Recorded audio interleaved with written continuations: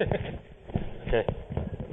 I believe the Dean has given you a very good overview about the faculty, and now I'm come down to introduce our department, the Department of Chinese Studies.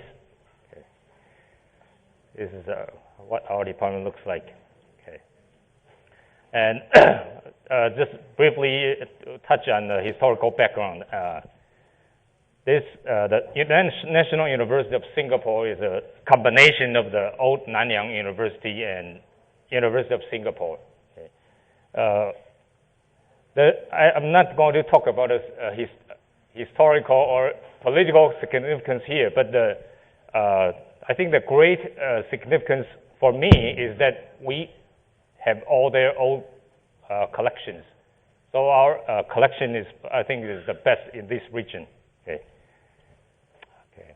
And this is the introduction to the faculty members. We have faculty members from PRC, Singapore, Hong Kong, Taiwan, Malaysia, Germany, and even USA. Okay. So you can see we're have a great variety. Okay. And this is the origins of PhD degrees. You can see USA, Canada, Japan, Germany, Australia, China, and Singapore. Okay. Because a typical traditional Chinese department is only focused on Chinese literature and language. But our department is, I would say, not traditional type of Chinese studies. We have actually we have offered two kinds of majors. Okay, so my main point is to introduce you to the two majors. First, we have Chinese language. So if you come to Chinese department, you can major in Chinese linguistics, translation, okay. Or you can major in Chinese studies, which includes literature, history, and philosophy. Okay. I think the type of our department is more similar to Hong Kong U or universities that you find in the U.S. Okay. It's a combination of language, literature, and history and philosophy. Okay. So if you want to major in Chinese language, we have, according to the regulation of our faculty, you have to take CL 1101, the Introduction to Chinese Language. Okay. Because everyone in the faculty has to take, the most basic course in order to, establish a major. Okay. And also, these are the required courses. We have been, of course, in recent years trying to reduce all the required courses, so students can have more freedom to take whatever courses you need. Okay. So even you major in Chinese language, of course you can still take courses in Chinese studies. Okay. Because I think as a university, NUS is pays a great attention to the current trend of education or higher education. Okay, so I think even no matter what you major in, I think the courses in your department only constitute about 50% of the total courses that you are going to take at university. Okay, so almost half of your courses will be taken outside your department. Okay, correct me if I'm wrong. Okay, so these are the core courses that require Chinese phonetics and grammar. Okay, okay. And I don't think I want to go into you can just take a look. Language and culture, linguistics, and semantics. Okay. So we do have a variety of courses on Chinese language as in general. Okay. Okay.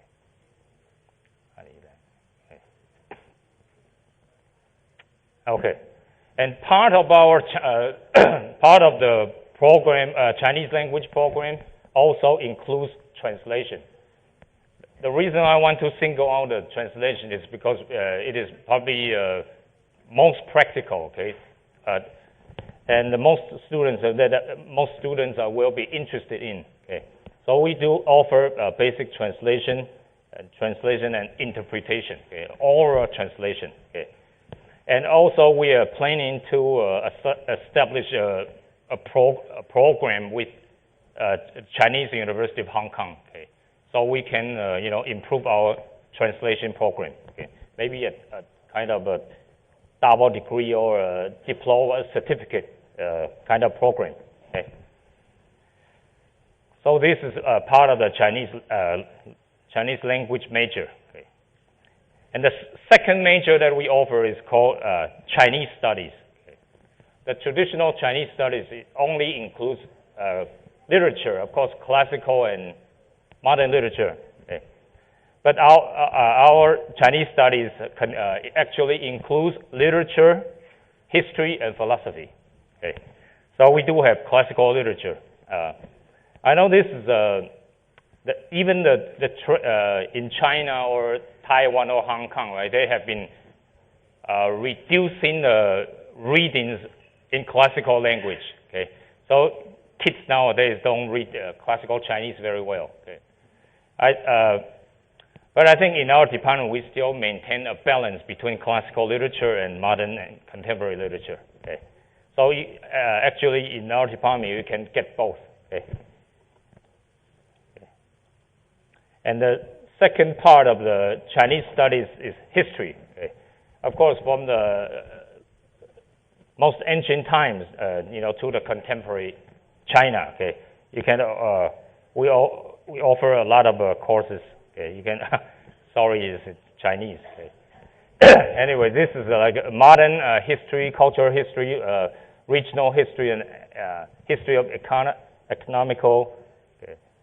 Social and economic history, okay. Chinese women, okay.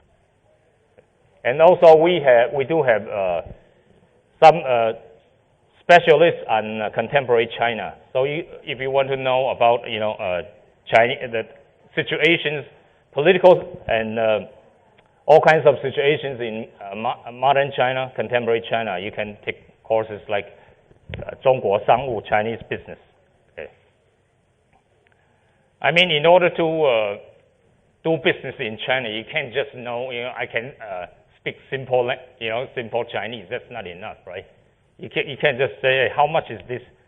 Yeah. And then I want 50,000 of this.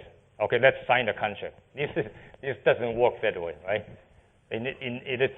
So you have to know Chinese culture in order to to communicate with Chinese people. Okay. I think that's one of the major functions of our department. Okay. If you want to know, have some deeper knowledge about Chinese culture, history, and language, then you should take some of our courses. Yeah. Of course, one of the history section we do have overseas Chinese, because of most of us here are overseas Chinese, right? I have been here almost 18 years, so I'm becoming, kind of overseas Chinese myself. I'm originally from Taiwan. Okay. So this is a very strong section in our department. Okay. And of course, I understand that most of students here are not going to major in Chinese language or Chinese studies. However, we do offer courses in English that everyone can take, right? Because, I mean, once in a while, you need to take some courses outside your department, right? So maybe you feel bored about your subject, and you can take some of these courses. We constantly offer Chinese heritage, history, and literature. Yeah. This is one of the most, typical courses that you can, if you go to a U.S. university, I'm sure you have to take courses like this. Okay. Crime fiction. Okay. Myself, I teach Chinese tradition, all kinds of popular culture and religion, Taoism, Buddhism, something like that. And also we have, film courses, understanding modern China through film. Okay. So these are just brief introductions to show everybody that we do offer English courses.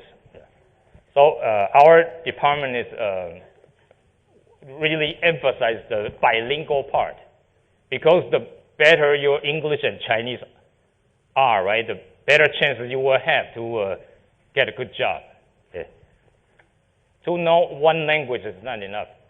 I just got some information that in some of the international schools in Singapore, they have started to teach Chinese in the kindergarten.